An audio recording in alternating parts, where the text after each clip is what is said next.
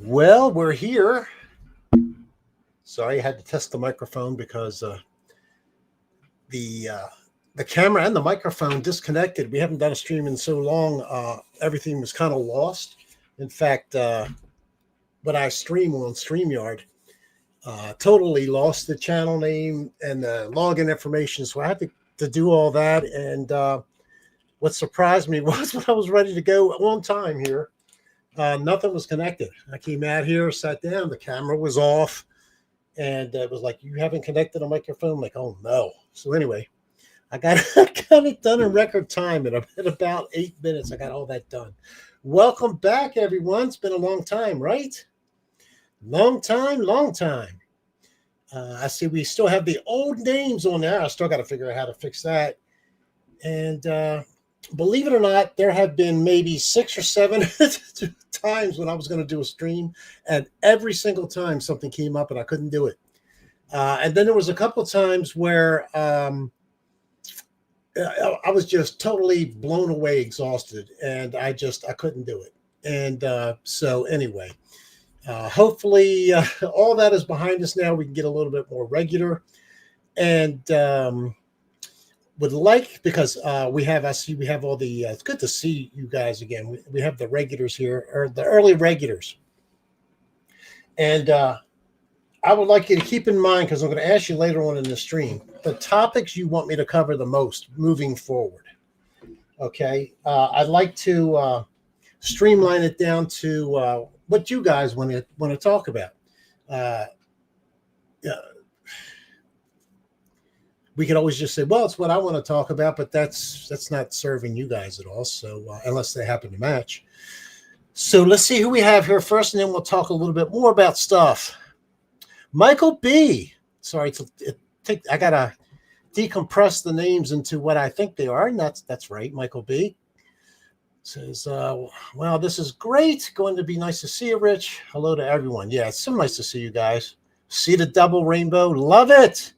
And Rolos. It's been a long time since I said that. Good to see you, Rolos. This Trump board of peace thing is not sounding good to me. Hey, friends. Board of peace. Is that what he's calling what's going on with Greenland? I'm gonna there's some things on here. Great to see you, my friend Rolos. Great to see you. And Mr. Off. Hello, good to see you, Mr. Off. Good to see your little doggy too. Hopefully you're both doing fantastic. And you should not be sweating right now. So you're probably in the middle of rain, maybe. Who knows? Anyway, great to see you, Off. And Michael Powell, great to see you as well. Great to see. Is that a flag? I think it's hard for me to tell. I don't know what that is, your channel thing, but whatever it is, we'll figure it out. You can let me know. Whale! Hello, Whale. Good to see you. How did you get here? Good to see you. And Chipper66, look at this. Just the regulars. So good to see everybody. Good to see you, Chipper, my friend. Good to see your doggy with, I've done a lot of dog sitting. Winston, Michael's dog, Michael and Michael's wife's dog. They're both working now, and sometimes the schedule is so the dog would be left alone all day. Actually, true, all day, like 12 hours, and that's no good. And so I go up to their house. I go early. I fight rush hour, unfortunately, and I'm there usually 8 o'clock ish, 8 to 9, depends on traffic and how my morning's going and things like that. And they getting a lot of work done. I know Rolos follows me on my my other channel, my fitness related channel. And hey, Rolos, that video I did looks like the wood in the background. That was done at Michael's house, actually. So I get a lot of work done when I'm there. And anyway, so we'll talk about all that kind of stuff. Paul Hoxton, good to see you, Paul. I haven't seen anybody in quite a while, have I? Good to see everybody. Good to see you, Paul. You have winter in Thailand now. Oh boy! Now, what is winter like in Thailand? Can you fill me in off? Remember, I'm a meteorologist. So I'm interested in that. I would think it would be rainy right now. Maybe not. So let me see. I don't know. I don't know enough of the geography around Thailand. I got to really think it through. Yeah, it's just not burned in my memory. I'm trying to figure out. So you'd be on the warm side of the Pacific, I think, and maybe it's not rainy season right yet. No, but you'll have to let me know. So now this is saying 7 people, but there's more than 7 people in the chat. At least I think there is. Maybe not consecutively. Maybe some people were here early. I don't know. Whatever. But what I'm going to do tonight is, in fact, while I'm here, I'm going to look for a YouTube channel that I want you guys, if you're interested, to take a look at. I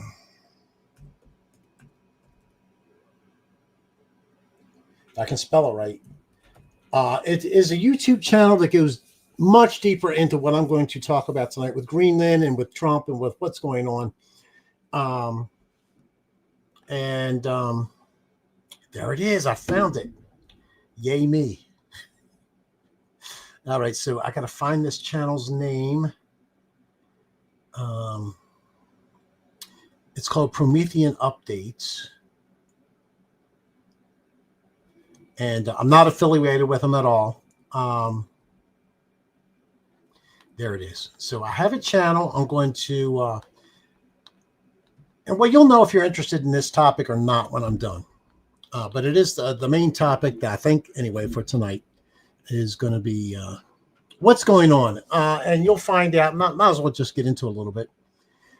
I have talked about this before on here and made several references to it, but I've never gotten into it deep. And the main reason why I never got into it deep is because you know how you have certain subjects on YouTube that they do not want you to cover. The election in 2020, they don't want you to cover. You know, at certain times, at least, they didn't allow you to cover it. In fact, I lost my 55,000 subscribers because of that subject and the subject of election integrity and COVID and all that stuff. In fact, for a while, I wouldn't even say the word COVID because that was a flag. And this other subject you can talk about on the periphery, but until recently, I think it would have gotten you maybe even taken down faster than talking about one of the other two things. But I think what has happened with this is what I'm going to be talking about is in the realm of flat earth, meaning the mainstream doesn't think you're going to believe it. And they don't believe it's true. And so they don't care. They don't care because they don't think the majority of the people are going to start believing that truth. So they'll let it go. There's two things that social media, YouTube, or the big giants will allow. And that is if they don't think you will believe it, they'll let it go. That's one thing. The other thing is if it's totally nutty, they'll let it go. And they use a combination of those two. And so you're never really sure. What would be the nutty? The nutty would be, and I don't know if this is nutty or not. I'm just saying stuff. There's a haunted house and there's 3 ghosts that are always seen in there. And it's sort of like a Ghostbusters YouTube channel. And I know they exist. They don't care about that. And to me, that's nutty. No rain, 15 degrees Celsius, 15 C in the morning. So it's not bad. 20 to 28 in the afternoon. So you really don't get too much break with heat. Anyway, thanks for that. I do appreciate that. So 6 months from now would be your rainy season, I'm guessing, off. But I really do appreciate it. So you're basically like Arizona right now. Arizona's a little cooler. Well, quite a bit cooler right now. But it never gets cold here. So anyway, what's this here? The nutty would be a spinning marble in space. You got it. But see, they're never gonna think you're gonna. Enough people will throw it over into the realm of reality. Focal shift. Hello, focal shift. Good to see you, my friend. Still making that, whatever it is, looks like a B, A minor. I don't know. It's too small. It's not a G and it's not a C. It could be a D. Let me see. No, it's not a D. Could be an A minor. Let's see. It's so small. Why do I even care? I got it. Now I'm curious. That could be A minor, E minor. See, I can't tell how many fingers are actually down on the frets on the strings. Anyway, great to see a focal shift, as always. May, October. Gotcha. Must be a nightmare. If it's like Mombasa, Kenya, that's how I picture Thailand. I was in Mombasa, Kenya during the monsoon season. Different from, do not confuse that with the monsoon season in Arizona. It's a totally different thing. What they mean by monsoon here is severe thunderstorms that are different from severe thunderstorms everywhere else. But anyway, a true monsoon season is just rains and rains and rains and rains. You might have a little break here and there, but it generally just rains, even 24/7. When I was in the Navy and we pulled into Mombasa, and I was on the aircraft carrier, and the aircraft carrier doesn't pull into port unless it's a port big enough to where it can accommodate an aircraft carrier, and that means it's a U.S. port, because I never went anywhere else where they could accommodate a aircraft carrier. They're just not deep enough, and the piers aren't long enough. But anyway, you get close, and then you have what they call Liberty boats come out. You walk off the side, so to speak. You don't walk off the side, but you walk on a barge, and then you transfer into the Liberty boat, and it takes you the rest of the way to the shore. And it's not far. Minute or two drive, 3 minutes, whatever. It's not far. And when we pulled into Mombasa, Kenya, I remember I looked out from the hangar deck, which is the middle of the ship, and I couldn't see anything. All I could see was water out to a certain distance, and then just a sheet of fog. And you could see it was pouring down rain. And we were there 3 or 4 days. I don't know. It never changed. It looked the same morning, noon, and night. Never changed. And I remember I went to a pool, swimming pool. It's hot. It's humid. But it's not sunny. And I remember laying by the pool, and it's pouring down rain, and everybody else, it's just like it's a normal sunny day. Anyway, that's monsoon. That's how I define monsoon until I got to Arizona, and then they're talking about it's monsoon season. I'm like, climatologically speaking, a desert gets 10 inches of rain or less. Generally speaking, that's the definition of a desert. You can have a little bit of leeway there, 12 inches, whatever. But a monsoon season, you get 12 inches in a week and a half or even less.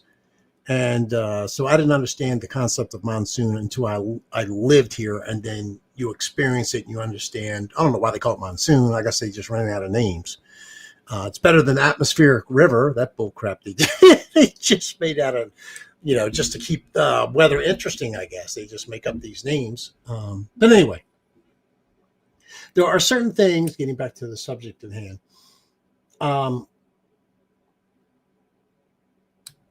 that if you say enough of the truth, they won't let you do it. And I thought this subject, and I'm pretty certain that I'm correct about this. This subject, if I would have brought it up years ago, would not have worked out too well for the channel. And as I talk about it tonight, you'll probably think, well, what are you talking about? You can talk about that. But I ask you to ask the question, if I talk about it, or after I talk about it, tell me where else have you heard it?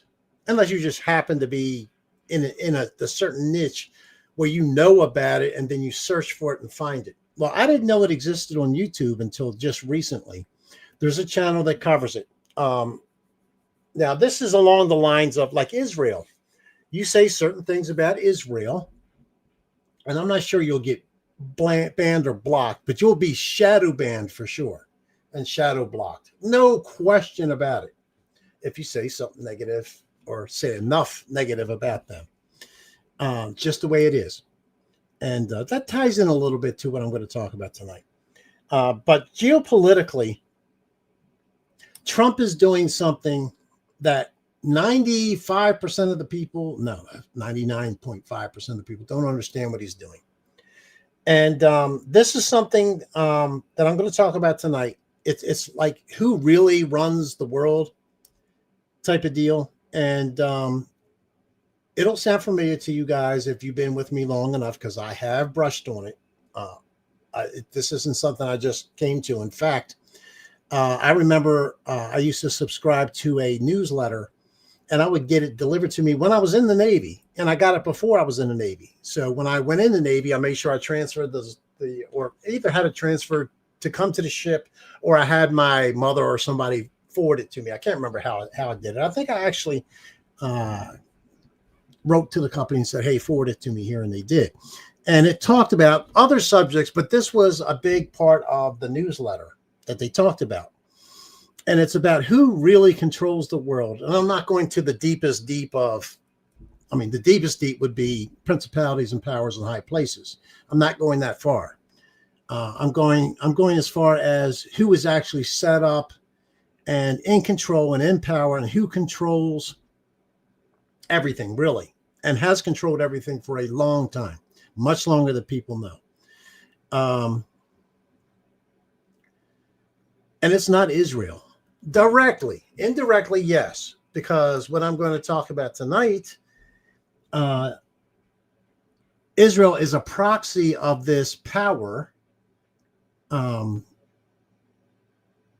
which makes Israel just as bad as the main power, because that's it's just how it's been done. Now, some of you guys who really know about the history of Israel maybe already know what power I'm talking about.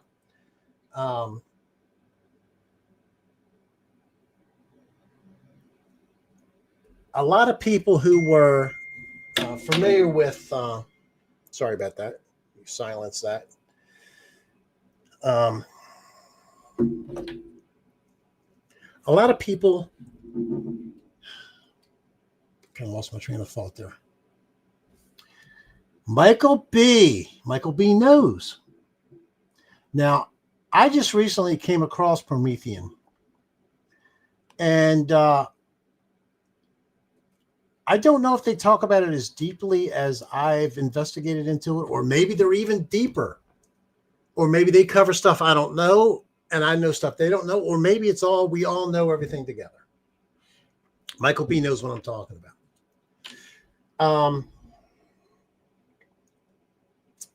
You have these shadow plays out there in politics that are just not true.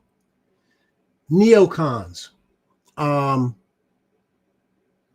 If Trump wants to go into, well, let's back that up even more. If Obama wants to bomb Libya, and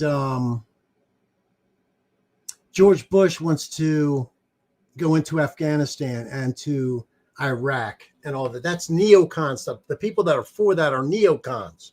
Think Sean Hannity and Lindsey Graham. They're neocons. These neocons, where do they get that from? Where do they get that idea of we need to go in and do these wars, and particularly in the Middle East? And that's where Israel comes in. Because we've had so many different, this isn't the exact definition, but let's just use it, proxy wars for Israel. Sometimes they've been for Israel, sometimes they've been not for Israel, but none of them actually have been for Israel, although it appears that way. John Bolton, he's the biggest, that's the person I couldn't think of. He's the biggest neocon that exists. And that means he is a tool of, not Israel, although that's what it appears, that's the connection people will make. He's a tool of Israel. And although that is not false, That's not digging deep enough. It's not getting to the root of the issue. Let's go back to World War One. Or should I go back that far? I don't want to bury you guys in too many details. And let's go to the three centers. I've talked about this many times, but I never went into detail. And the reason is I thought maybe I would be taken down. But because, like Michael B just says here, he watches Promethean weekly. Promethean has been doing this. I went back and looked, and they're not being taken down, and they're not shadow banned, and nothing like that. Although when you look at the growth of their channel, they should be utterly exploding, but they're not. That means they're shadow banned. Because what they're talking about is truth. Now, as far as I know, I just recently have come across them. I did a little bit of research to make sure that YouTube wasn't doing anything with it, because you're going to find out in just a minute, Rolos, what I'm talking about.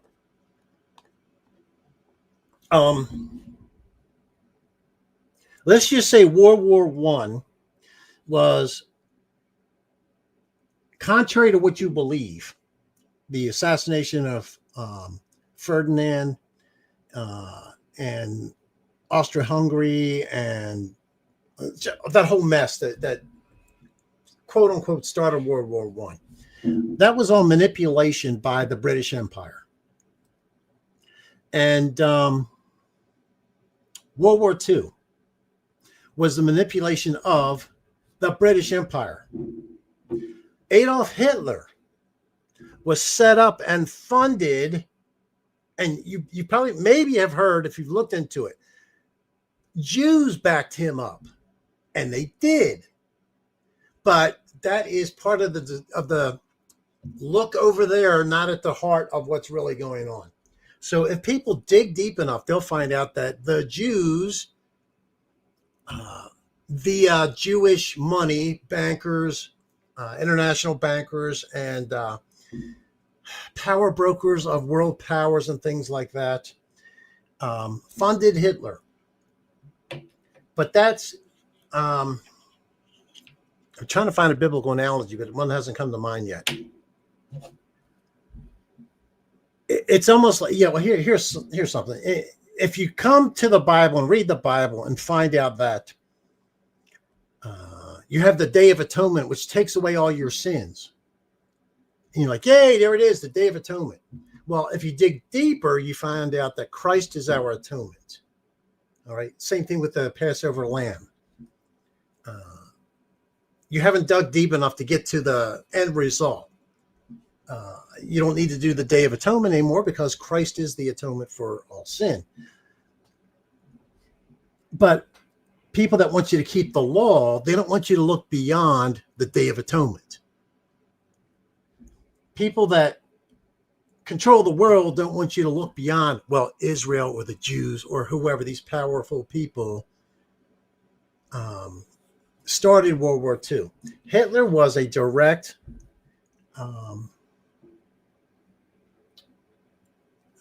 there's so few things in history that follow this perfectly, because you only have one, at least in modern day, where this is true. Britain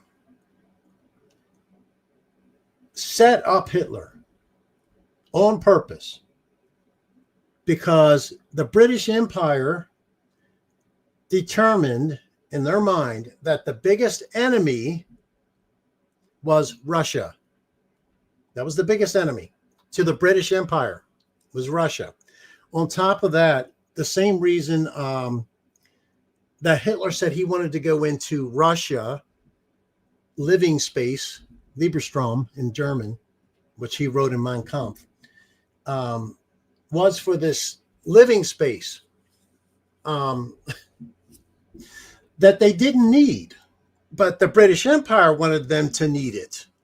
In fact, Germany's got a much larger population now than back then, and they don't need to be in Russia, do they? They have enough living space. It was a lie fostered by the British Empire. And so what happened was they created Hitler. They were pulling the strings, and they pulled the international financiers to back Hitler, because Hitler was easily manipulated and things like that to go against Russia, which is what the British Empire wanted. And what happened was Hitler got out of control and did stuff that they weren't expecting, including turning on the West. Hitler wanted to invade Poland. He didn't think the British Empire would do anything about it, or the French. And that's where he miscalculated. And because they hadn't done anything before. They took the Sudetenland. They took back all kind of stuff that they weren't allowed to have from World War I. They kept breaking the treaty. Nobody did anything.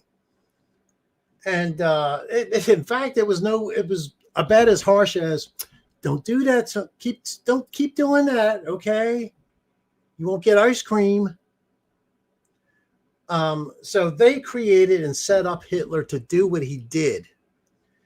They did not expect Hitler, and even Hitler didn't expect, Hitler did not want to do this war against the West, because Hitler understood the reason that Germany lost, one of the main reasons why Germany lost World War I was they fought a two-front war. Eastern Front, Western Front. Divide you in half, what happens when you divide stuff up. House divided against itself cannot stand. So what foiled the plans of everything was when he attacked the West. The British Empire had no choice but to then go against Hitler, because Hitler got so big that he could actually end the British Empire just directly doing it, even though he was a creation of the British Empire. Did Hitler know that? I don't know. I don't know if he knew he was the creation of the British Empire or not. Doesn't matter. He was developed and put into place for that reason, to go against Russia, to get Europe more land and the British Empire more land. Now, you guys all know that the British Empire, they have or had a saying that the sun never sets on the British Empire, because they had so many different places around the world that the sun literally never did set on the British Empire. They had India. They still have India. They had the Suez Canal. They had Egypt. Did they have Libya, or was that French? They had one other. Well, they had several other countries in Africa. They had Canada. They had the colonies in the United States. Here it comes. They still have the colonies in the United States. The United States is under the British Empire to this day. You may have heard the 3 different cities. I know you've heard it from me, that control everything. You have the military center, which is Washington, D.C., Arlington, Virginia. The Pentagon in Northern Virginia, to be specific. You have the financial center, which isn't New York. It's London, the city of London. The city of London and London itself are 2 different entities altogether. The people there don't know it. Washington, D.C. is a separate entity from the United States of America. Most people don't know that. It's a federal district. The United States of America technically has no land in D.C. Maryland and Virginia each gave up part of their state to the District of Columbia. Notice it's not District of the United States. It's not District of Maryland. It's not District of Virginia. The religious center is in Rome, the Vatican. Vatican City is no part of Italy. It's its own separate entity. The city of London is its own separate entity. Washington, D.C. is its own separate entity. Those three places in the world control the world. And those three places are controlled by the British Empire. And they have since the 1800s. Well, Rich, the United States, they won the Civil War. I mean, they won the Revolutionary War against the British. And then the War of 1812 was sort of like a wash, believe it or not. So what are you saying? Well, it's like, as long as everybody thinks that we are independent and a free nation operating on our own, nobody fights against it. It's like the Federal Reserve Bank, a creation of the British Empire, is as unconstitutional as it gets. The Constitution is quite clear. Congress is the only one that can coin money, so to speak, print money. And they're to do it at no interest. Are we paying interest? The United States doesn't create its own money. The Federal Reserve creates it out of thin air, and then we have to pay them interest. Well, where's that interest going? It's going to feed the British Empire. And it gets deeper and deeper and deeper. So all these, going back to the neocon stuff, all this neocon stuff that's been going on since the Cold War ended in 1989, or since the Soviet Union fell in 1989, we've had these different proxy wars, and all of them have been designed to keep the British Empire going and in control. The British Empire still controls the Suez Canal. It's our military that keeps it open, and our military and our government is under the control of the British Empire. Now, a lot of you are going to be saying, oh, yeah, you're talking at your butt, Rich. Okay, well, you haven't studied it yet. Again, I've been looking at this since the late 1970s. I knew this was going on. And it's just to the point now where I'm starting to understand. Now, let's come back to another word that you weren't supposed to talk about recently. Q, right? Remember that? Well, Q is a psyop, and it's wrong, but there's some aspects of it that are correct.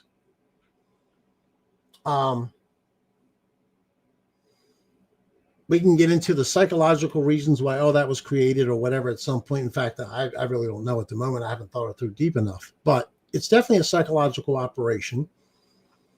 At some point, you have to come to the realization that that's the truth about it. I was the biggest pro-Q person there was for a while, remember? And same thing like when I had, what did I have? 5,500 subscribers. When I used to talk about financial things, all right, and prepping and gold and silver, and talking about how the financial system was doing, and things like that. 5,500 subscribers. One day I come across Flat Earth, I start talking about it, and I knew as soon as I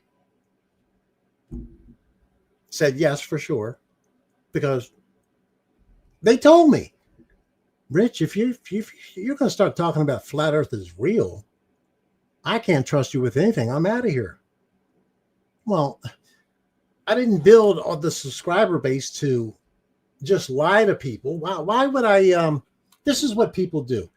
They take whatever benefits them is more important than the truth. And that's how we get into the situation we are today. So I'm not going to bend the truth or not talk about it just to keep my 5,500 subscribers. Now, when I was one of the biggest small people anyway that talked about Q, and I had I don't know, can't remember how many thousands came on because of that, but it was growing.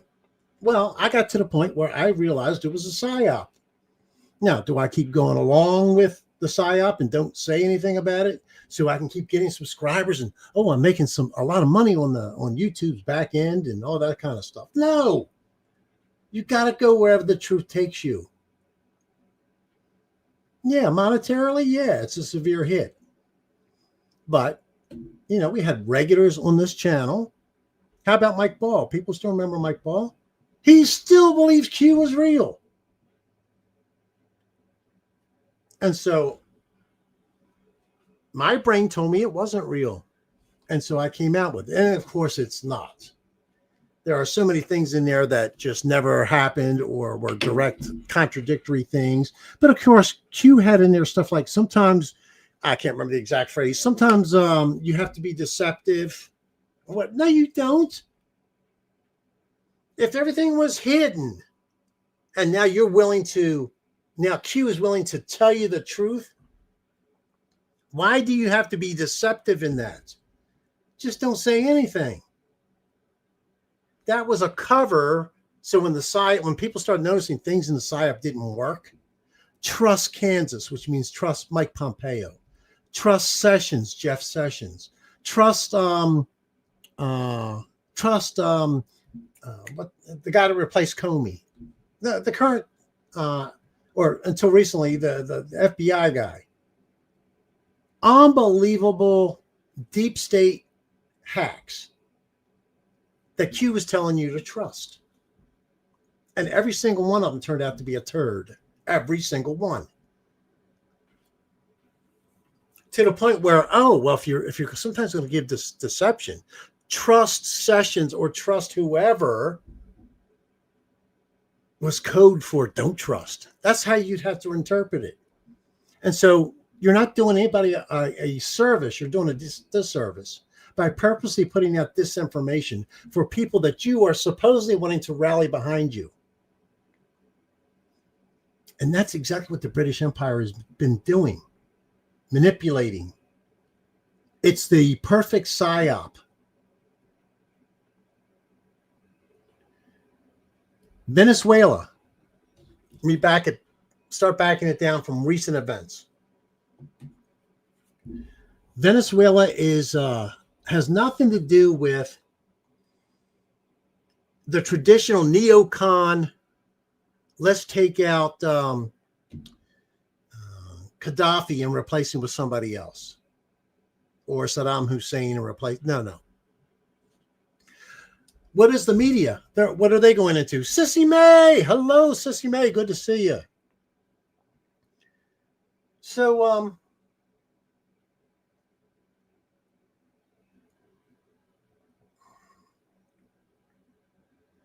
Venezuela and the media are playing the same game, which they never played before, but now they're playing it, which is they keep asking people in the Trump administration, so how come you're leaving people in the regime in charge? Because the VP under Maduro is still in charge. Their people in their government are still in charge. And because what they're doing is they're going by the traditional playbook of the United States, i.e. the British Empire, to go in and change out these governments to someone who is pro Western, but in reality it's pro empire, things that will make the empire flourish. Which means King Charles, the de facto, he's just a what's the word? I can't think of the word. Where he's just a figurehead. He's just a figurehead. No, they want you to think he's just a figurehead. He's a figurehead without power, right? He runs the world. And before him, Queen Elizabeth did. The British Empire. Now, for the first time, the United States has a president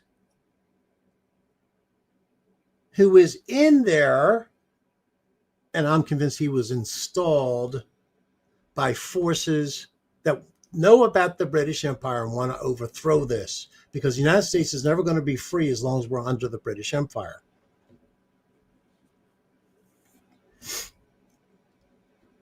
A group of people, let's just say it's like the CIA, but it's a different group.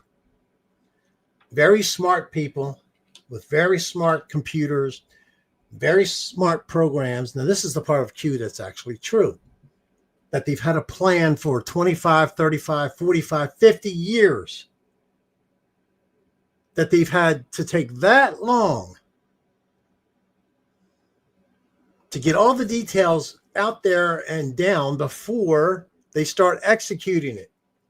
And part of the way that you get this executed to where it works is you can't let the people know that it's a coordinated, sophisticated plan to take out the empire, the British Empire. But that's what it is. So I think what they did was, if you look at the politics of Donald Trump, 5 years before, 10 years before, and back before he decided to run for president, it was nothing like what he is for now. What happened was this brain trust, let's call it Q squared. It's not Q, but it's, if I use the letter Q, you'll know what I'm talking about as far as a concept. So let's call it Q squared. It's not Q, but it has a lot of the same things that you believed Q was. So Q squared knew that if you had a populist message, you could win the White House. A populist nationalist message. In the last, 10, 12 years, maybe 15 years, since about the middle of the second term of Obama, this Q squared group has been waiting for things to get so bad that they knew a populist form of government or a populist sentiment would grow enough to where you could get someone elected by that. Now, in 2012, was it 2012? Whenever the first time Bernie Sanders really ran, they recognized that that was happening because Bernie Sanders, the socialist, got way, way more popular than the traditional people in the Democrat Party. Ask Hillary Clinton. By 2016, the Democrat Party had to rig everything so that Bernie Sanders would not win the nomination process. The Democrat Party hasn't had we're all for democracy. They haven't had a democratic process since 2012. 2012. They rigged 2016 for Hillary Clinton. That's not a conspiracy theory. That's truth. It's out there. It's known. People don't talk about it as far as mainstream media, but if it comes up, they don't deny it because you can't deny it. It's actually documented in unclassified documents. They rigged it for Hillary Clinton. What was the problem with Bernie? Why should they care? Bernie Sanders would have beaten Trump. Because at the time, Trump, and I'll explain why Trump came across like this. Trump came across as this belligerent asshole, so to speak, to get attention, to stand out from the rest of the field, to make such a glaring difference between him and who was the diametrical opposite at that time? Jeb Bush. Low energy Jeb. Well, Trump was purposely high energy Trump. Everybody thought Jeb Bush was going to be the heir apparent. And by the way, the Bush family is more than they're nose deep in the British Empire. Look at the history of the Bush family. It's all British Empire stuff.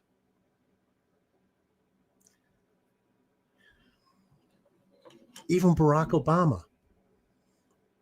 British Empire stuff.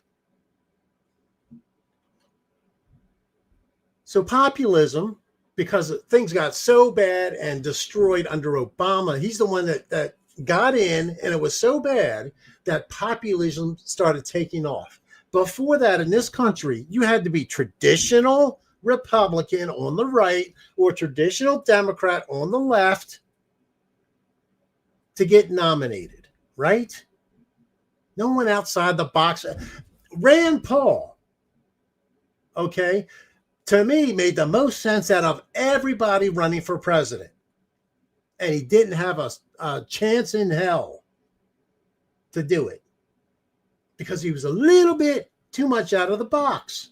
He wasn't for wars. That was his big thing. No wars overseas and end the Fed. Well, that's two big nooses put around the neck of the British Empire and their control in this country. Didn't have a chance. Okay. There were several others who were a little bit out of the box and they couldn't even risk it. Mike Huckabee, who is the ambassador to Israel now, so pro-Israel, and he is. He was a little on the populism side. In fact, out of the group that was back then, I liked him. Had nothing to do with his like or dislike for Israel whatsoever. It had to do with his policies, which were outside the box of the traditional empire box that they went. They don't care if you're Democrat or Republican because you're Democrats in this little box, Republicans in this little box, and you're both in a bigger box. And the bigger box is called the empire. And so in 2016, they rigged the election for Hillary Clinton on the Democrat side. In 2020, what did the Democrats do? They didn't have any nominating process at all. All right, they kicked out Senile Joe and appointed Word Salad for Brains, okay, to be their nominee. And the thing that gets me is she almost won. I mean, she didn't, but think about it. She got 48, 49% of the vote. So you can fool in the United States, you can fool 48% of the people all the time.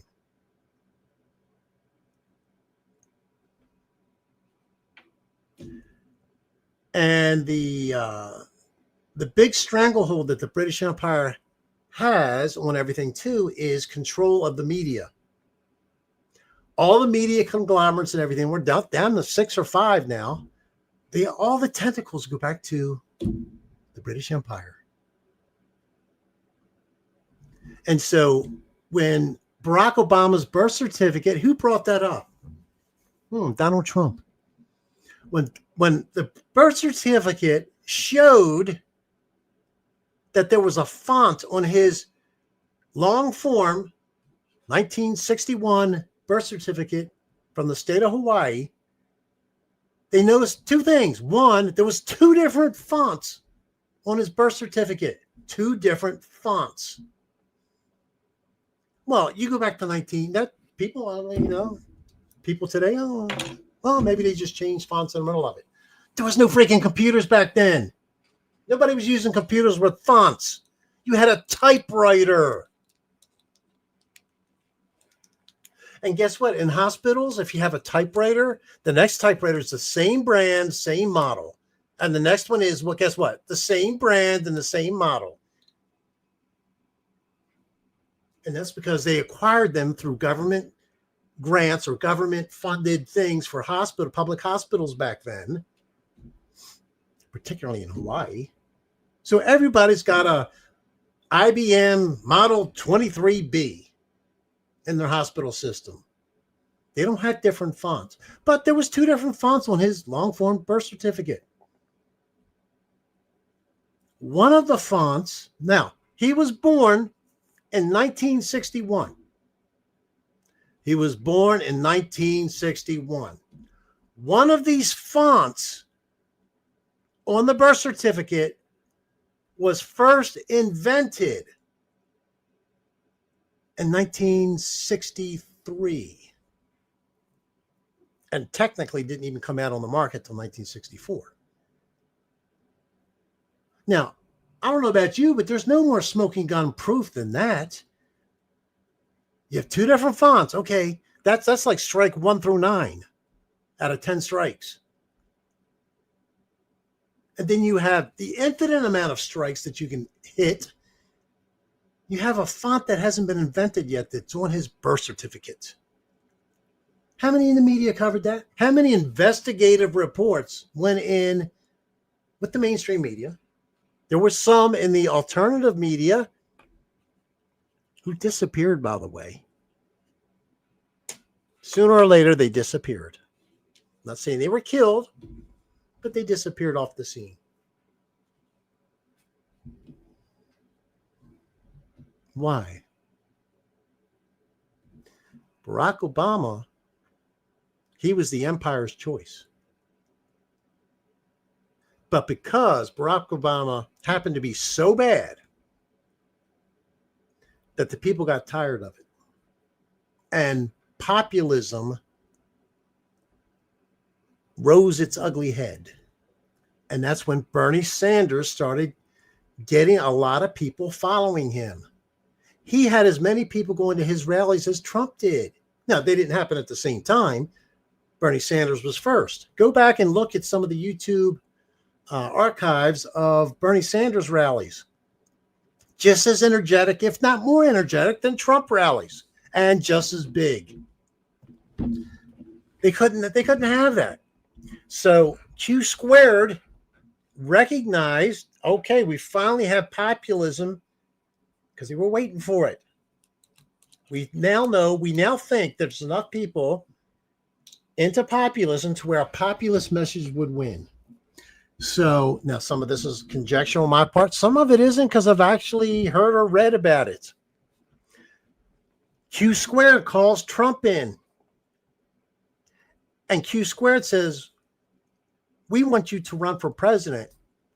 And we have a message that if you stick to it, our computer model, our super computer model, which is at the time even beyond any AI today, tells us that you would win. And what you have to do is, all you have to do is pick off 3 states. They call it the blue wall. Pick off 3 states and you're in. Michigan, Pennsylvania, and Wisconsin.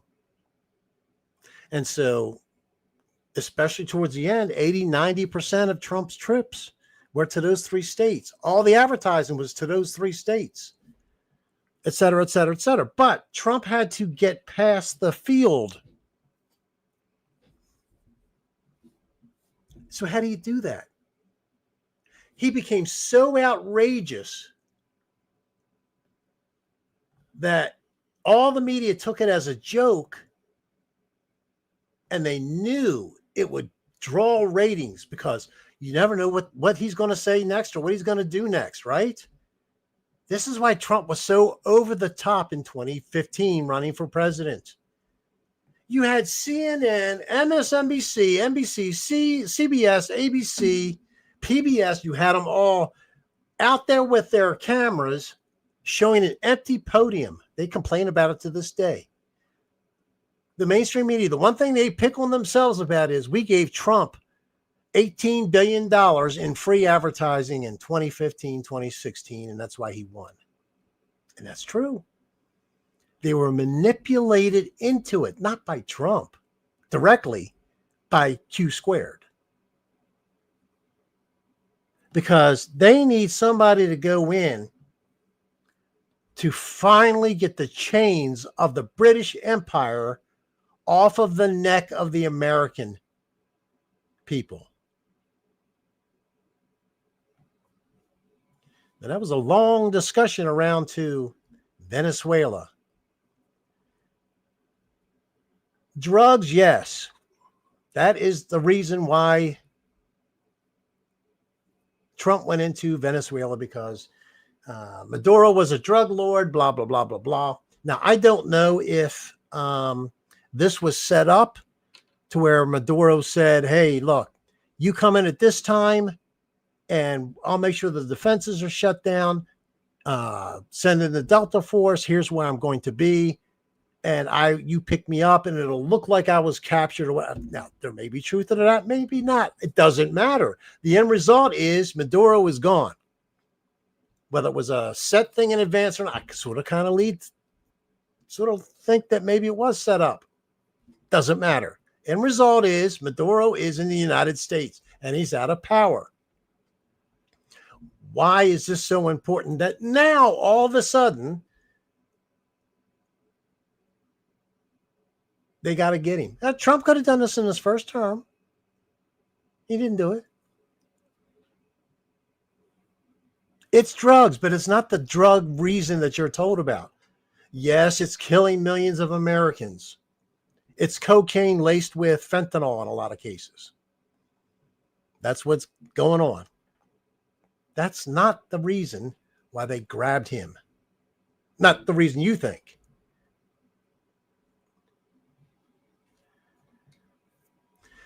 For the British Empire to run in the shadows and still control the world,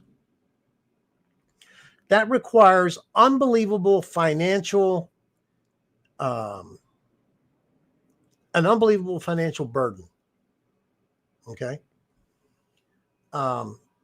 It would be like deep underground military bases in the United States. How do they get funded? Nobody puts it into the budget, deep underground military bases. Well, I think they do that through NASA, but whatever.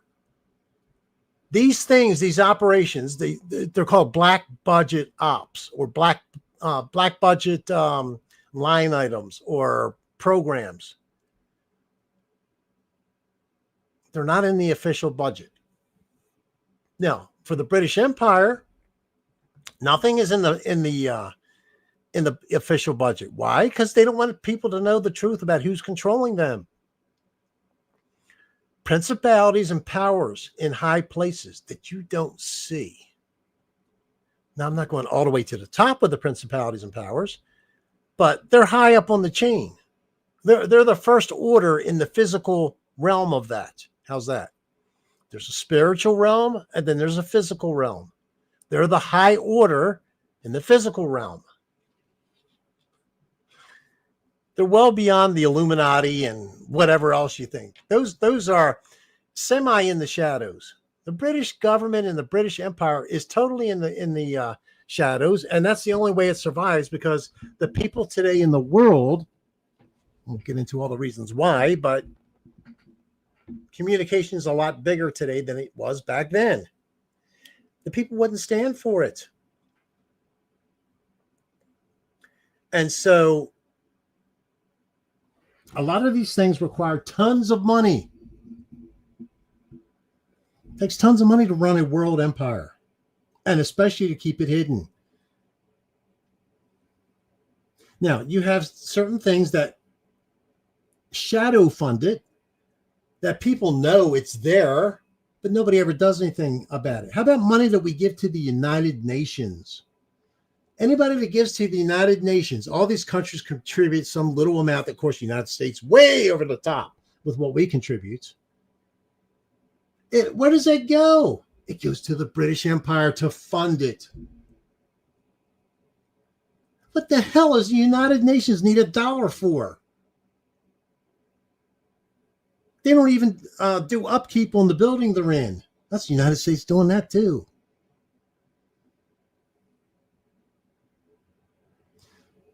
And so you have countries that are keeping the British Empire afloat that can't make it on their own. Venezuela can't make it on its own, not the way it's set up right now.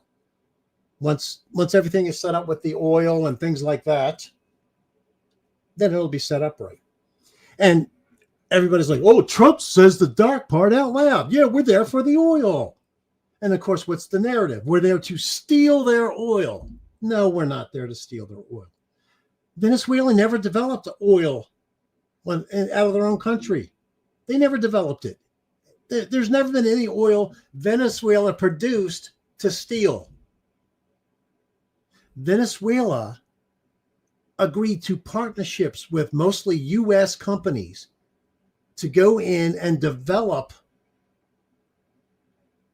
um, the oil, to get it out, to extract it out of the ground, pump it, ship it, whatever. It's U.S. companies that have developed that for the most part. There's little countries that have also done that, but it's mostly the United States. And that was under the agreement, 100% full agreement of the Venezuelan people. And so what happened was the empire took that away from the United States. And what's left is strictly oil and money going to where? Venezuela isn't keeping the money. They're one of the poorest countries in the entire world. And they're sitting on the largest oil reserve in the world. It's in Venezuela. We're not there stealing anything. If we weren't there to develop it, it wouldn't be there. It would be like, I don't know, wherever you live. Let's say there's a hill behind your house. All right. And it has tons of gold in it. And the whole neighborhood, the whole city, the whole state, everybody, yeah, it's there. We know. So we don't care. We don't care enough about it to dig it out. But then one day, the town where this hill is, it has all the gold, says, maybe we'd like to get at least some money for it because we need some money. Well, you don't have any mining operations here. How about Aramco comes in and, and the Acme Mining Company. You let the Acme Mining Company have a lease on this for 80 years, and they'll come in, they'll mine it, and you'll get a certain percentage of the gold. Yeah, sure, go for it. That's exactly what happened in Venezuela with oil. There's nothing there to steal. If we didn't develop it, it wasn't there to steal in the first place.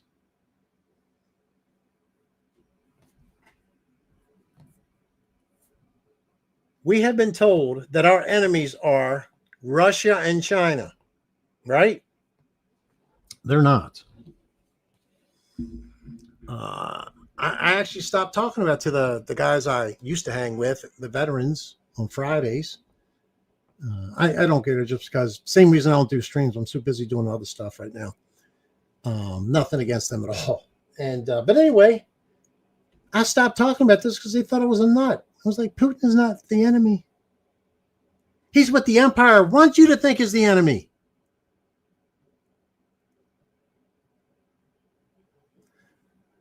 People on this channel know why we went into Ukraine. It's a proxy war. It's a proxy war for the empire against the same enemy as always, Russia, going back to Hitler and World War II. They set up Adolf Hitler, the British Empire did. And then it was a dog that became rabid and bit them. And then they had to take it out.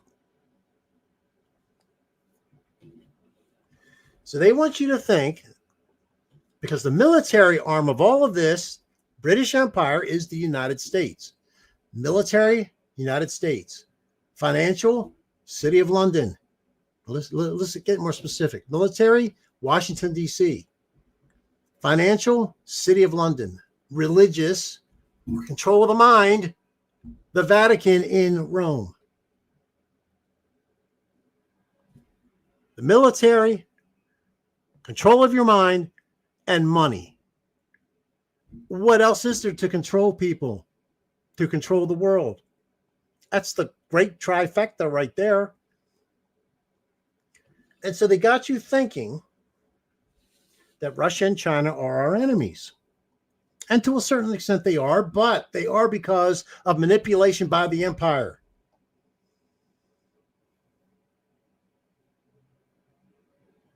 And they have you believe that Russia, China, the United States, we don't fight each other because we're nuclear powers, right?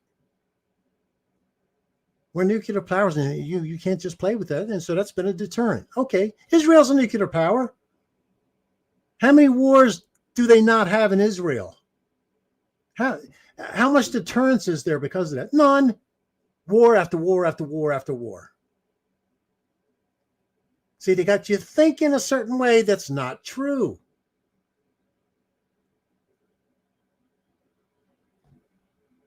Russia, China, United States don't fight each other because they know each of the other is not their enemy. So Q squared tells Trump what to say, tells Trump what to do, where to go politically. And I do believe now, once he knew the whole thing that was going on, Trump is 100% on board with all of this. And this is why they tried to kill him twice. They tried to get him off the ballot in 20 roughly states. All right. They threw 90 some charges at him, indicted him, made up a crime, turned a misdemeanor. Well, first they had to extend, they came out with a law to change the statute of limitations. Oh, no, they did that with that woman. What they did here with this was basically the same thing. They took a misdemeanor where the statute of limitations had expired, and they turned it into a felony.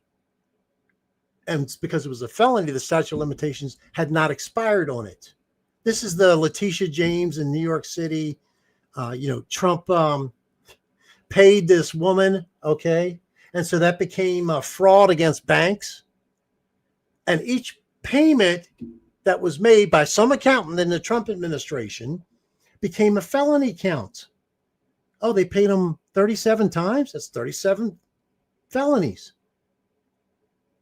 And on and on and on and on. They tried to impeach him twice. Now, I don't like Trump's personality whatsoever. Now, I do think he's hilarious with certain stuff.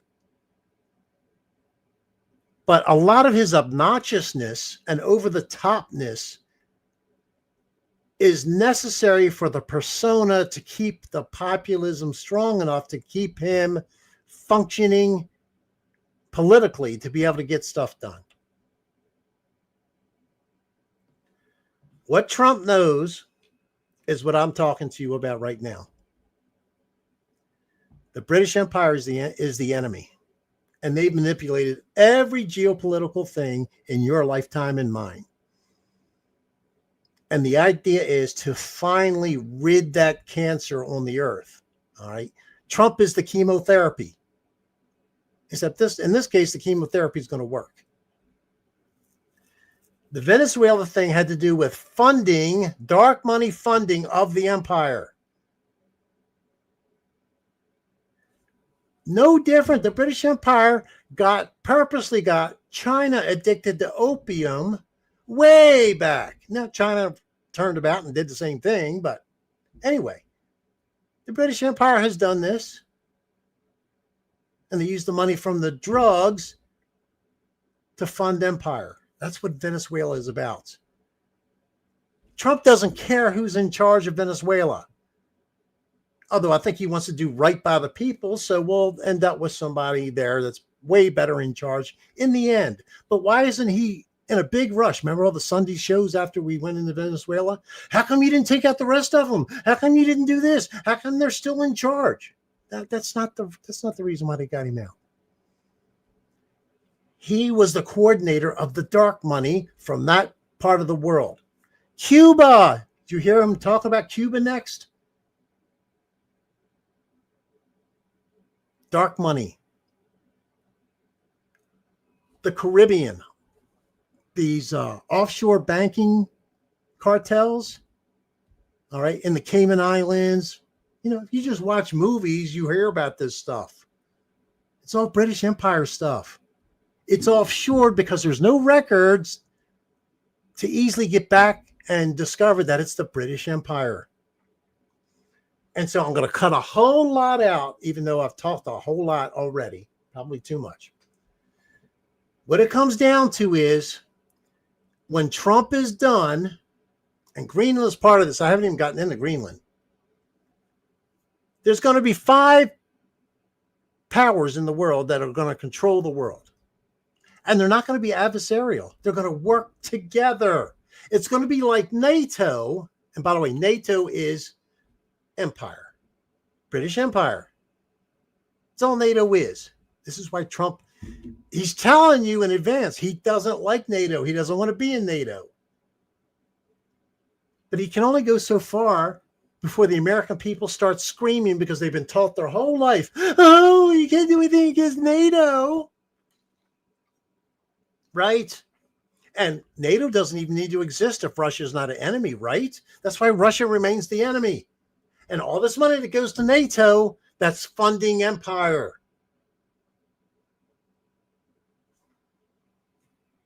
It's just a way to launder the money. And that's why before Trump, nobody cared if Europe wasn't paying hardly anything towards NATO. The U.S. just, okay, well, we'll throw in the money you don't. We'll fund it. Why does NATO need to be funded? Each one of these countries in NATO has their own standing army. And if they happen to be, have seaports, they have a navy too. NATO doesn't buy that. The individual countries have their own defense budget, just like we have our own defense budget. So where's all these hundreds of billions, actually trillions and trillions by now over the years? Where's all this money going? It's so they can have nice hotel rooms when they meet at Davos. It's funding the empire. Let's start connecting the dots. All this Somali corruption, which is tip of the iceberg. Just wait till the rest of it is revealed in all the other states. Tip of the iceberg. But guess what all that is? Yeah, the local people get some. They get their share. Empire money. USAID. Dark money, direct dark money for empire.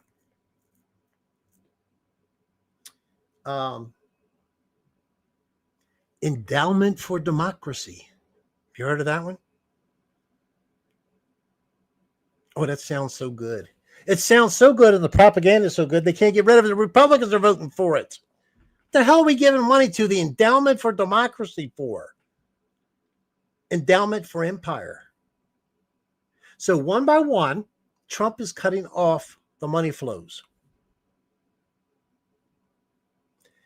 China knows what's going on. Russia knows what's going on. Now they got to play their part. They got to play their adversarial part so that enough isn't revealed all at once. Greenland is a piece of this because as allies next to each other, China, Russia, United States, 2 other countries, there's going to be 5. You heard it here first. If you never heard it before, it's going to be 5 countries in this alliance. United States, China, Russia, Japan, and India. Not the BRICS. Right? That's what you've been hearing about. The BRICS. Right? Nope. Brazil, India, China, Russia, Saudi Arabia. And guess who knows what's going on? The Arab states know. And the Arab states, more than anybody, have been more under the direct control of empire for a long time. This is why when Trump went to Saudi Arabia, they treated Trump like he was royalty. They basically kissed the ring of Trump. Biden goes over there. They make him get out the back of the plane and have some low ambassador meet him. Why? Because they know Biden was a puppet of empire. Obama was a puppet of empire. Trump goes over there. He gets the ultimate royal treatment because they are going to be freed from empire. All this money that's been pumped out by Saudi Arabia, yeah, they're all tons rich off of it. But a lot of it went to empire. So what you think is going on in the world scene, Venezuela is the most recent. It isn't what you think it is. Yes, it is about drugs, and it is about saving American lives. But that's just an ancillary benefit of taking out Maduro. It's cutting off money from the empire. And so hopefully that sort of catches you up. I'm going to give you a link for a channel that talks about this in detail. I think I've seen some stuff of theirs. It's called Promethean Action, and there it is in the chat right there. I'm not sure if they have more than one channel or not. I don't like their live streams. They do talk about a lot of stuff in the live streams. There are basically the face of the channel is two older women. And the one woman, Susan, one's got an accent. I'm not talking about her. The other, an obvious American. I think it's an American and a German, but I'm not positive about the German. Definitely not American. They're basically the face of the channel. But when they do live streams, they have a guy that joins them. And he drives me nuts. And he is acting like the producer or whatever. He's the one that reads people's comments or asks questions or whatever. And he's very bad at his job. And it bothers me when I watch it. But check out their channel and just listen to something. And they probably explain it a lot better than I do. And so I had no idea until today I was going to talk about that. But I was like, I might as well do it. There's been a lot of time where has gone by where I didn't want to talk about it because I didn't know how YouTube would handle it. There you go, Sissy May. So good to see you, Sissy May. Sissy May is one of the couple people that I stay in contact with, even if I'm not here. So anyway, that's always nice. How long? I went long. Sorry, guys. It's a subject you can't really I didn't do it really justice. But you definitely can't do a 20-minute synopsis and get it. I mean, I could do that, but you'd be like, you're crazy, Rich. The British Empire, they run everything. They have run everything, and just trust me on it. And that has to do with Venezuela and what happened there. It's a big part of it. That's the main part of Venezuela and what happened there. Hugo Chavez and Maduro, but they were both set up by empire. But anyway, yeah, Bernie Sanders was the canary in the coal mine. He let Q Squared know that, yep, now's the time. So what's up, peoples? Oh, Whale says, a lot of chatter about Greenland. How does that fit?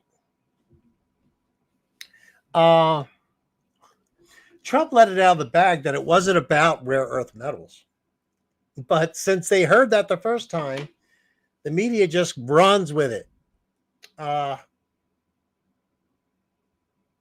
one of the gaggles on Air Force One recently, one of the reporters said something about Greenland and the rare earth minerals and whatever. And Trump said, it's not about rare earth minerals. He said, we have rare earth minerals. We have tons of rare earth minerals and plenty of places to get it from. And we do. He said, the issue with rare earth is the processing of rare earth minerals. And basically, the only country that's really set up nicely to do that right now is China. Because there's a lot of environmental concerns with processing rare earth. And China doesn't care about that. And so they're the leaders in processing rare earth metals. Rare earth metals doesn't matter at all if you don't process it. If you don't get it, it's like if you need plastic and you have, plastic is made from oil and you have a whole freaking football field filled with barrels of oil and you need plastic bags for your trash. Well, it comes comes from the oil. But if you have no way to process the oil into plastic, what good is it? It's no good at all. And that was really what Trump's point was. We have all the rare earths that we need. We've secured enough. Yeah, he's secured enough just in the United States has enough, particularly in the northwest part of the United States.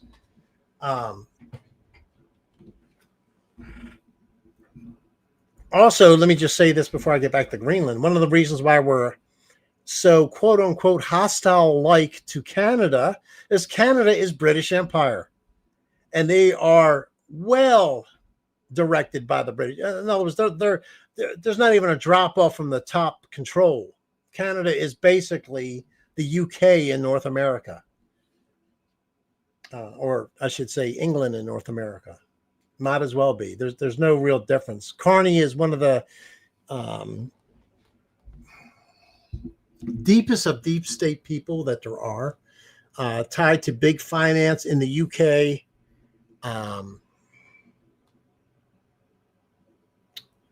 He's a deep stater's deep stater. He's terrible.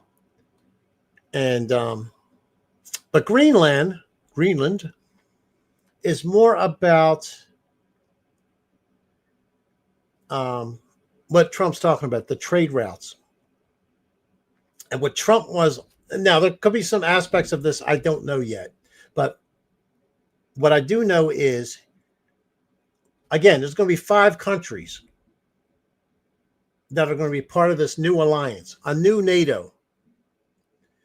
And maybe we can get somebody to put an acronym together: United States, China, UC, India, UCI, Japan. I don't know.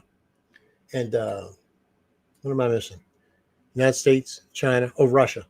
Those 5. We're going to be allies like NATO. Think NATO. And I think it's going to be stronger than NATO. And the 5 are going to control the shipping lanes. Wow,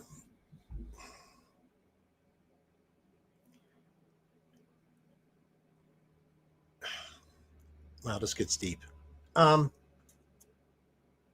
United States has a unique advantage over a lot of other countries as far as deep water ports that are good for trade, that are good for military purposes. We have 3 bodies of water. We have the Atlantic, the Pacific, and the Gulf of America. And when you really understand American history, the most important acquisition ever is what basically locked the United States in as a probably semi-permanent superpower, was the Louisiana Purchase, which went all the way up. It's not just Louisiana, but it was purchased from the French and went all the way up in a diagonal, basically from Louisiana up to Montana area, as far as the direction on the map. And so that land was purchased, and that gave us New Orleans. New Orleans is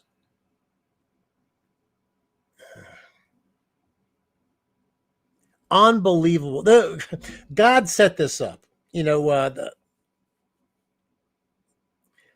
Ephraim and Manasseh were to be blessed so much, and United States and Britain.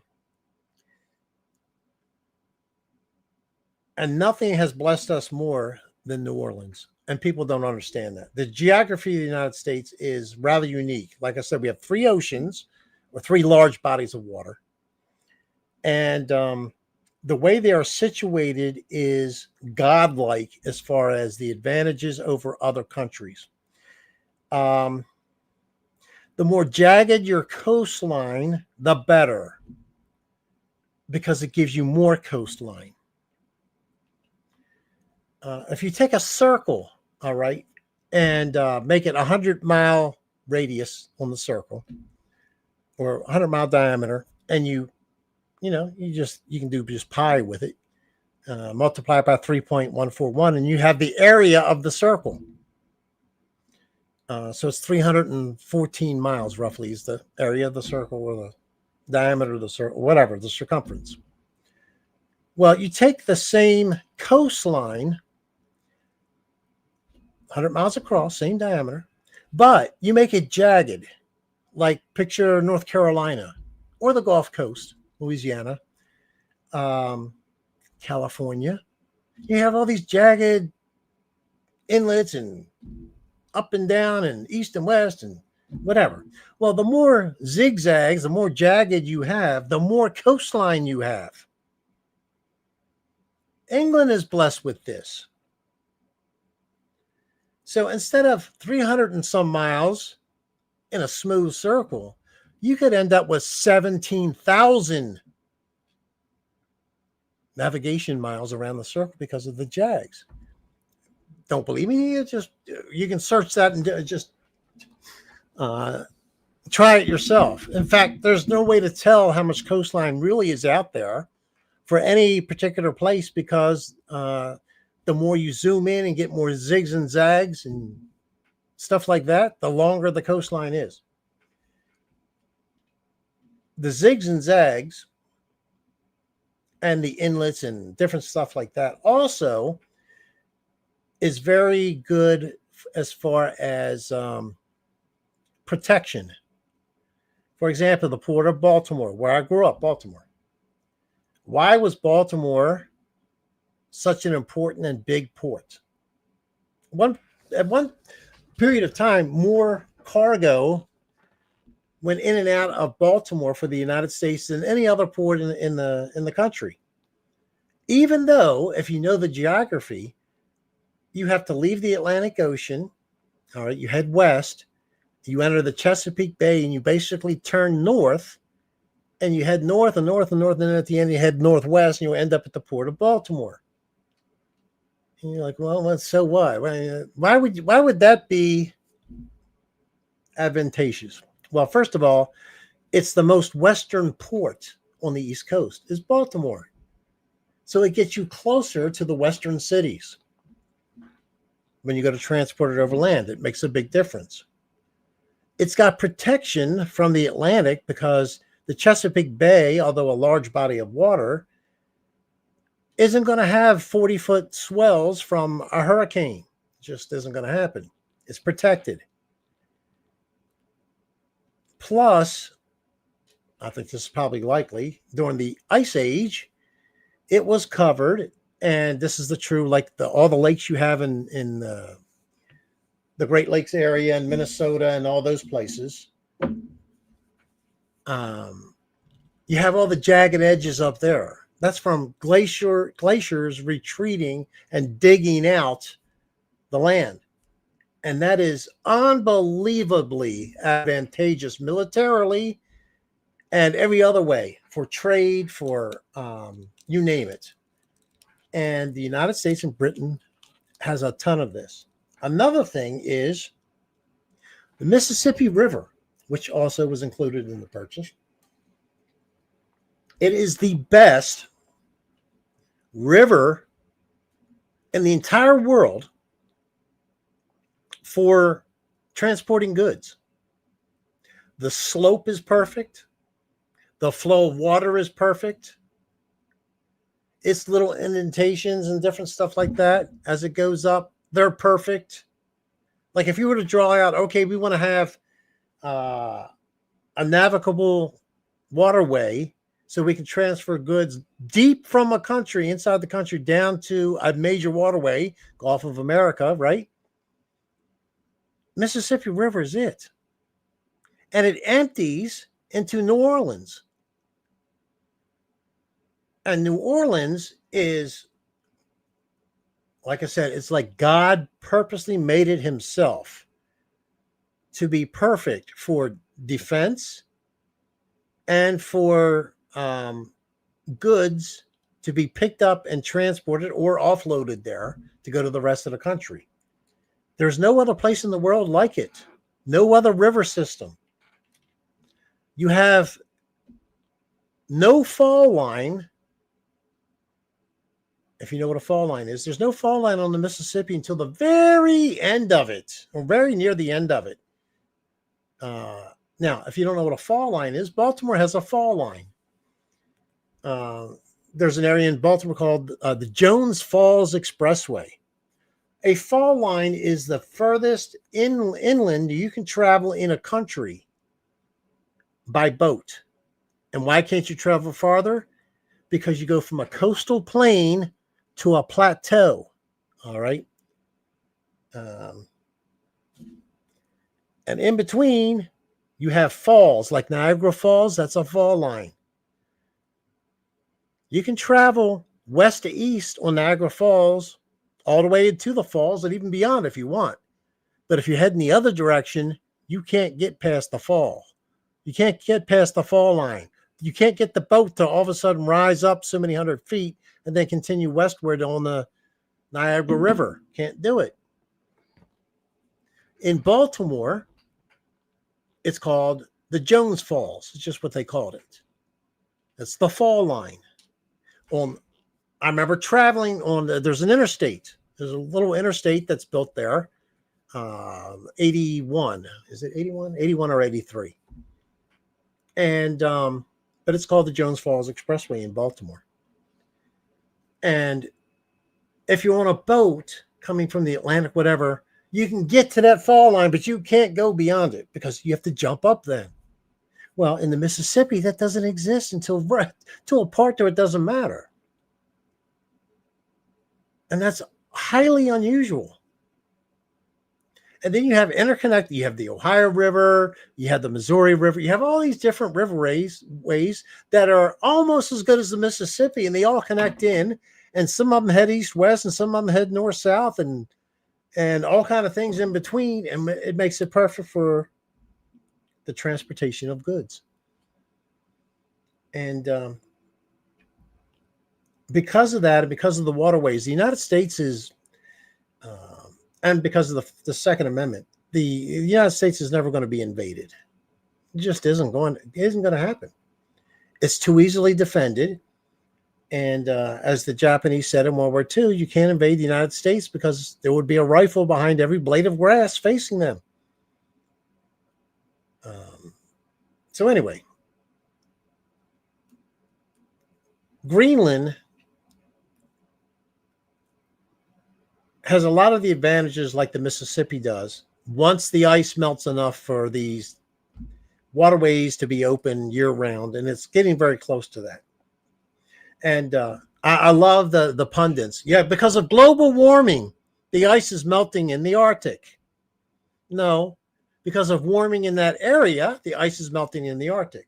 In the Antarctic, the ice is building just as rapidly, if not even more rapidly. In fact, there's more ice formation worldwide every year than the year before. But, we have to go by the typical talking point bullcrap. Because of global warming. So anyway, these waterways, if you look at it on a map, they connect a lot of these. Well, they connect 2 of the 5 pretty easily, Russia and China of those 5. I mean, Russia and the United States, sorry. And just like it is so advantageous to control the Mississippi, to control the Gulf of America, to control the port of New Orleans, it's going to be important to control the ports and the waterways around Greenland for this new alliance. Because what you're going to have is the rest of the world is not going to be for the alliance. And you want control of that. He who controls waterways controls their empire, so to speak.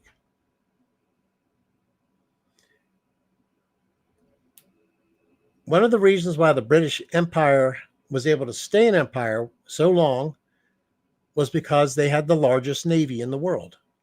And they had the same thing as the United States does. Easily defensible, hard to invade areas. Hitler wanted to invade the UK in World War II, but he couldn't do it. They were left with the Luftwaffe having to knock out the Royal Air Force.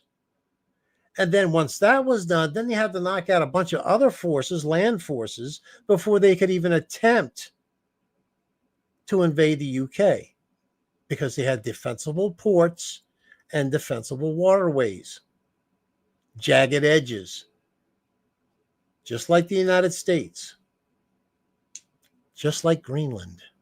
And whoever controls that will maintain their power in the world as a world power standing.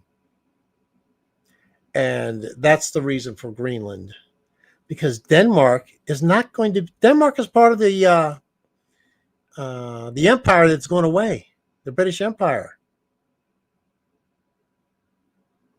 Denmark is part of the British Empire, and they're going away. They're not going to be able to defend Greenland. But anyway, it's not about the minerals. And we're opening processing plants in the United States as fast as we can, which is a slow process because of the environment. And they should take time for the environment for these things because they're caustic to the environment. But that's why Greenland is so important. He's putting in the steps for this new coalition. And he doesn't have much time left. He's got to do it. That's why he's moving fast.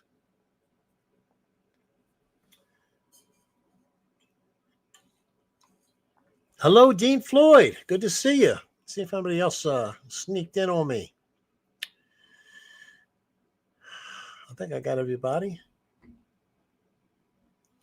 And so now we've reached the time of the chat where, if you were here in the beginning, I asked the question, what topics would you like me to cover in future streams? Because I don't want it to just be, okay, I feel like talking about this. Me. I don't know if all the topics I cover you want to hear, but I do want to cover topics you do want to hear. And I won't cover a topic, like if you come up with, I don't know, some subject I don't know, I'm not going to talk about it until I at least research it. What about the woman who was said to take over Venezuela? Oh, she's the vice president under Maduro, and she is a figurehead who will, at least privately, cooperate. Like in Fargo, I'm cooperating here. She's going to be cooperating, at least privately, because she has been told that if she doesn't cooperate, at least privately, she's got the same problem that Mexico has. Mexico, the drugs in Mexico, drug money, empire. It's funding the empire. That's why Mexico was on the list. Cuba, and again, Cuba isn't just drugs and funding the empire that way. It's also part of this Caribbean money laundering scheme that the empire is using. The Cayman Islands and different places like that. Boom, boom, boom. They're going to fall like dominoes. I don't know the order, but again, it's about drugs for sure. And there's ancillary benefits to getting rid of that. Less people dying of fentanyl and less illegal activity, blah, blah, blah, blah, blah. So why was Trump all of a sudden so wanting to blow these boats up? Because the drugs on those boats are funding the empire. He's systematically cutting off the funding to empire. USAID was a big one. The Somali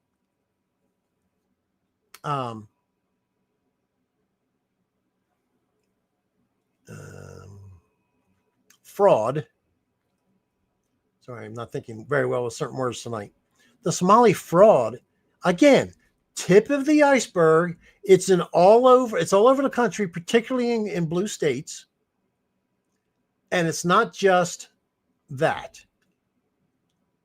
You're going to find it. I think they're even going to go down to the HMOs and different big whatever. They're all involved in empire money.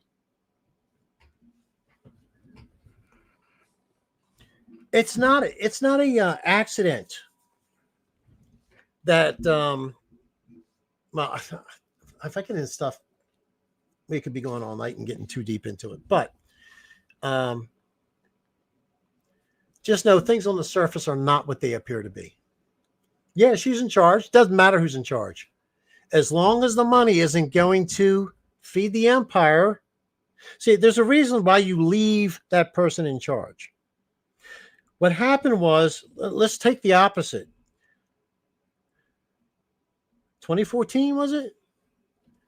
We bombed Libya. Thank you, Barack Obama and Hillary Clinton. They were following the needs and desires of the British Empire because Libya was trying to break free from being under that. A lot of these Arab countries have been directly in the control of empire, directly. Ask the Egyptians. Ask Saudi Arabians who know.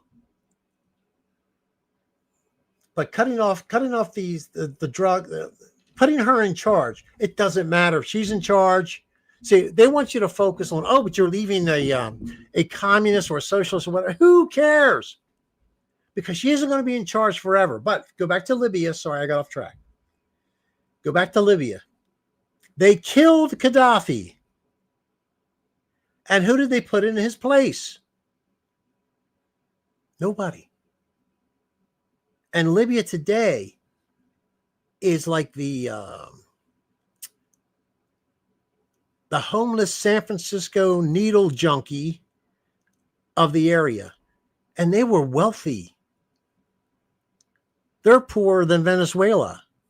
They're like beyond poor and ravaged by forces inside the country trying to vie for power.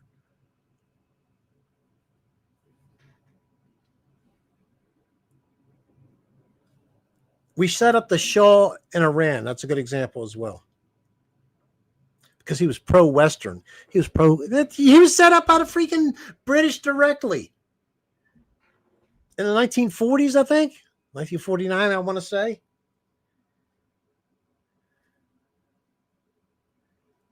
So they put him in charge, but that wasn't organic from the people. What happened?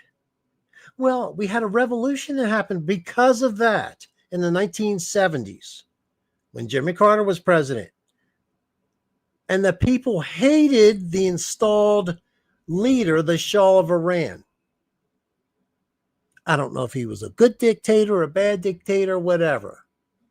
I'll assume he was bad because the people hated his guts. They overthrew him. And he had cancer. I don't know if I guess he did. He had cancer, and he asked Jimmy Carter if he could come to the United States and have treatment. Jimmy Carter made a mistake and said yes. Well, that just made us the enemy of all the people who were severely oppressed, distressed, and abused by the Shah. And because, and by the way, the CIA is a cutout of the British Empire. MI6, CIA, same thing.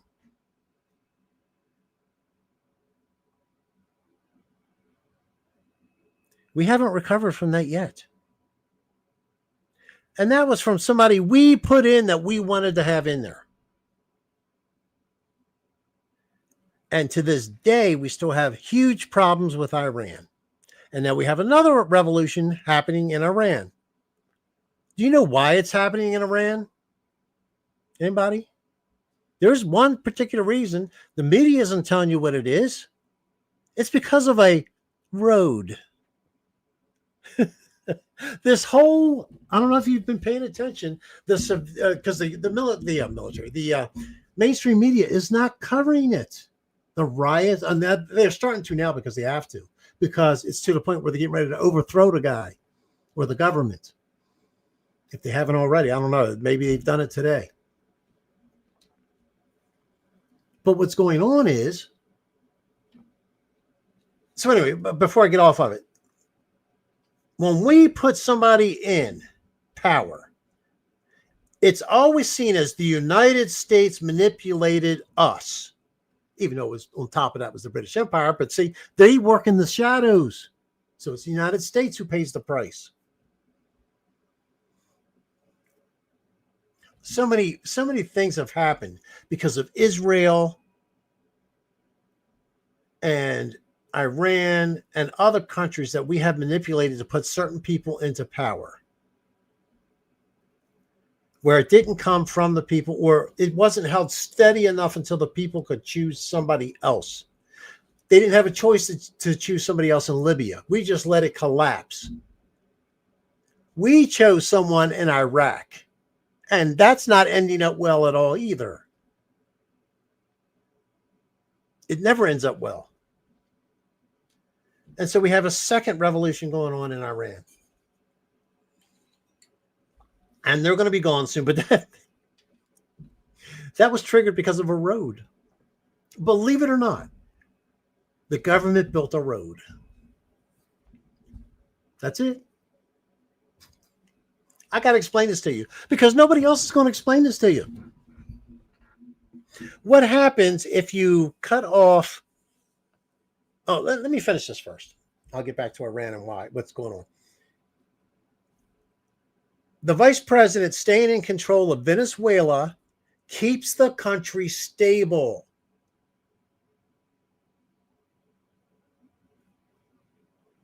Because the people are used to, they don't like it. They don't like the government, but they are used to how it works. And when you change a regime change is what that's what the media wants us to do. How come you don't have regime change? But, if it's on the other side, it's like, we're not supposed to be doing regime change. See, it's always against Donald Trump because the media is controlled by the empire, and the empire wants to always go against destruction of the empire. So we're leaving her in control now.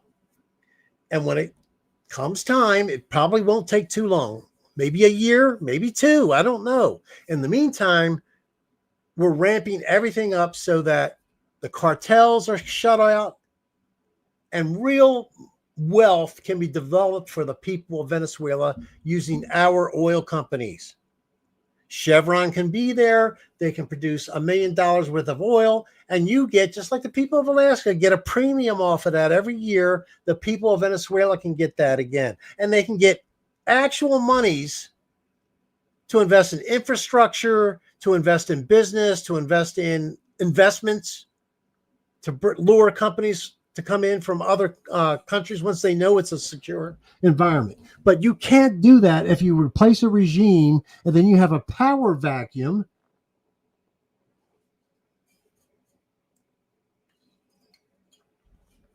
And then you end up with 10 years of disaster trying to build that back up.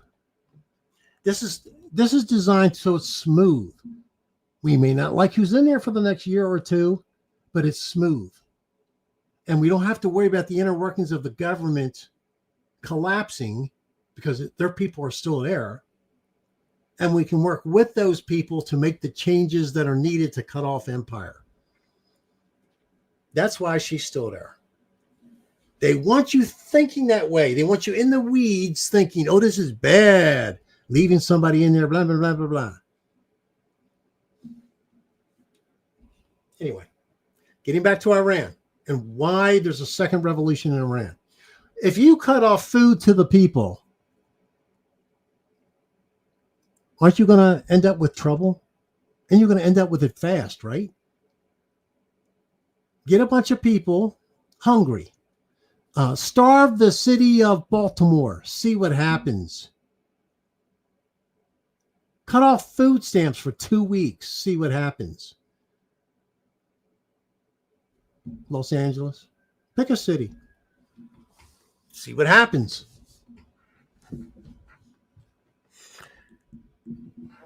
How about something more desperate than that? Water.